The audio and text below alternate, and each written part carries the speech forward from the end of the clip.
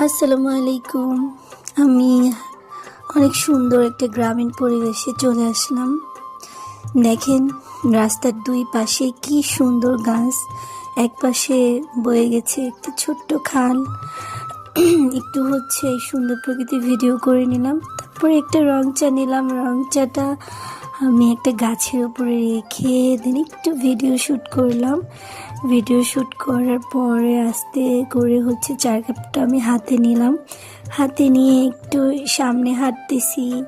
দেখছেন কি সুন্দর পরিবেশ, সকালের ঘন কুয়াশা।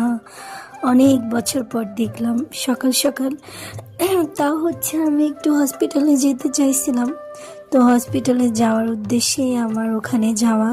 আমি যেখানে ডক্টর দেখাই তার পিছনেই এত সুন্দর মনোরম পরিবেশ। আমার কি যে ভালো লেগেছে আমি বলে বোঝাতে পারবো না।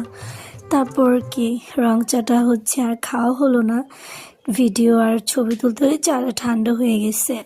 আমি একটু ঘুরিয়ে ঘুরিয়ে দেখালাম, এক পাশে ধানের ক্ষেত।